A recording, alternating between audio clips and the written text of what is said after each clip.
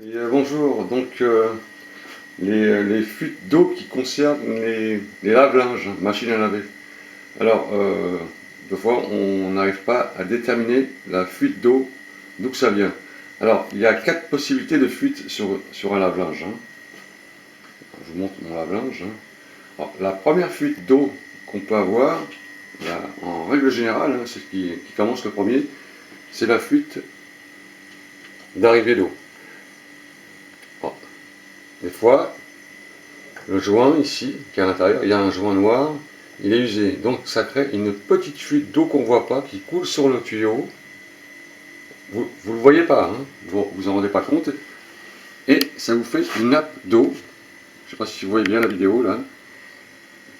Une nappe d'eau juste derrière là-bas, sous la machine à laver.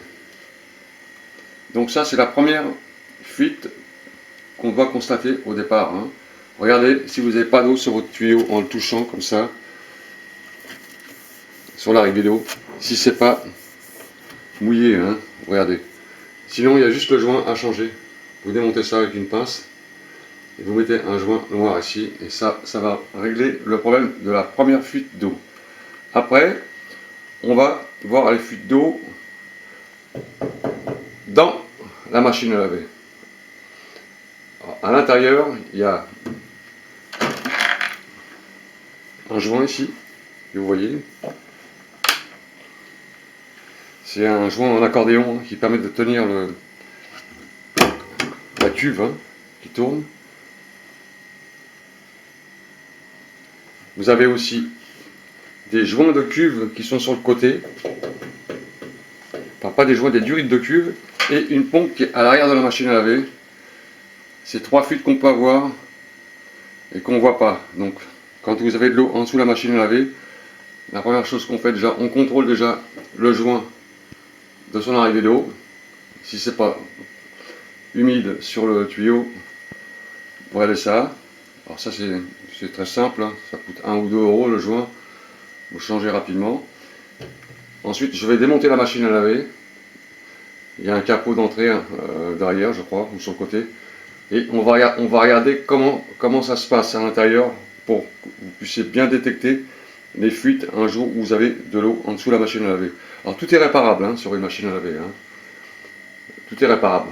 À part le joint de soufflet là, quand il est décollé, hein, je vous dirai pourquoi ça se décolle.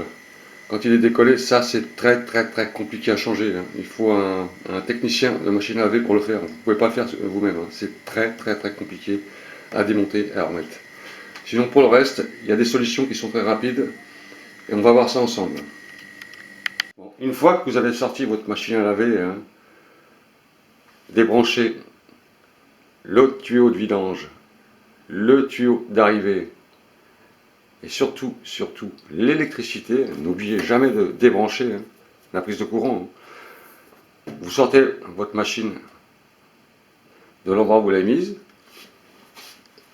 Vous videz les tuyaux, hein. Il reste toujours un peu d'eau dans les tuyaux, hein. Vous les videz dans une bassine, hein, vers le sol. Et maintenant, on va passer à l'étape suivante. On va démonter les capots, hein, sur le côté pour voir où sont les fuites quand on a une flaque d'eau en dessous de la machine à laver. On va faire ça ensemble. Alors, sur chaque machine à laver, vous avez des vis derrière, hein. Alors sur ce modèle, les vis sont derrière. Sur les autres modèles, il faudra que vous cherchiez les emplacements des vis, hein, pour pouvoir accéder à la trappe, hein, d'accord. Donc là, ce sont des petites vis de 8 sur le côté.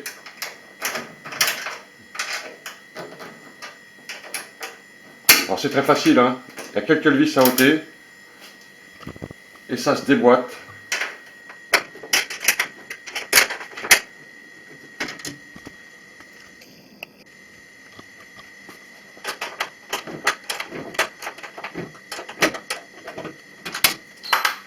Voilà.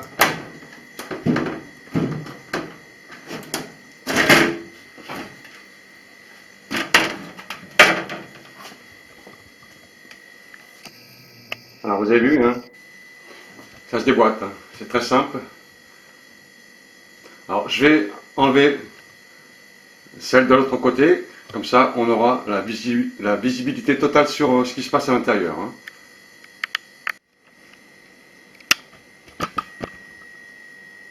Alors vous avez la machine à laver ouverte de chaque côté, hein.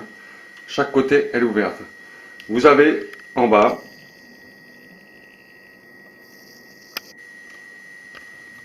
la pompe à eau, la pompe d'évacuation d'eau. Alors là, avec le temps, dans la pompe, il y a un joint. Je vais essayer de m'approcher au maximum pour vous montrer.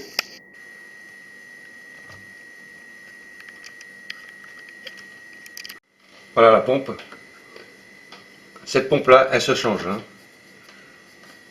Et vous avez là, ici, là, autour, un joint. Et des fois, vous avez un peu d'eau qui coule ici et qui fait une flaque d'eau sous la machine. Alors, souvent, les joints, ils s'usent avec le temps et il faut changer le joint. Alors, je vous signale que le joint de machine à laver, hein, c'est livré avec la pompe, la petite pompe à eau, et on a beaucoup de mal à trouver ces joints, hein. En général, les vendeurs, ils revendent une pompe neuve. Alors, pour démonter cette pompe, c'est très simple, hein. Il y a quelques vis de support ici. Vous débranchez les durites qui est en dessous, là. Il y a une durite en dessous. Vous la débranchez simplement. Hein, c'est des circlips, deux fois avec des vis. Vous débranchez, vous retirez votre pompe, elle se retire. Vous allez au magasin, vous prenez la marque de votre machine à laver, la référence, et vous changez la pompe. Parce que en général, les joints, ils ne les vendent pas à l'unité, hein, parce qu'ils ne gagnent pas d'argent avec ça. Ils préfèrent revendre la pompe. Mais deux fois, c'est bien aussi de changer la pompe, hein, quand vous avez une machine qui a 3-4 ans. Deux fois la pompe, ça s'use, hein, les pompes s'usent, hein. Donc on change la pompe. Alors, la deuxième fuite qu'on peut avoir, c'est le joint de pompe qui se trouve juste ici. Alors c'est très facile à faire, hein. Alors, la troisième fuite qu'on peut constater sur une machine à laver, c'est la fuite à l'accordéon. Un joint ventouse, hein, comme ça. Alors c'est un accordéon. On appelle ça l'accordéon parce qu'il est monté sur la cuve, hein, parce que ça flotte, ça bouge dans la machine. Ça bouge dans la machine, hein. Quand la machine elle tourne, elle bouge, donc elle est tenue par ce gros joint là. Et quelquefois ce joint là, il se décolle d'ici là. Il se décolle. Et quand la machine elle renvoie l'eau, hein, parce que l'eau, il y a de l'eau ici, elle passe par ici, vous ne le voyez pas, et ça crée une petite fuite, une toute petite fuite, et ça coule derrière les parois, comme ça dégouline, et ça va en bas. Alors, moi, ça m'est arrivé, j'ai remis de la pâte à joint ici, joint silicone, et ça a tenu, hein. Ça a très bien tenu. Alors ça, c'est la deuxième fuite, la troisième fuite qu'on peut constater. Alors ça, vous pouvez le voir en constatant, en essayant de toucher les bords comme ça en dessous pour voir si vous n'avez pas d'eau qui se balade derrière comme ça. Avec une bonne lampe électrique, vous regardez derrière. Hein, il faut vraiment tout sonder pour voir où il y a la fuite. Vous pouvez voir des fuites derrière ici, là. Donc c'est le joint. Voilà, alors ça c'est la troisième fuite qu'on peut avoir sur une machine à laver. Maintenant, il y a une durite qui est de l'autre côté, hein, on va aller voir. Et cette durite aussi, elle peut avoir des fuites parce qu'elle est carrément sur la cuve. On va voir ça ensemble.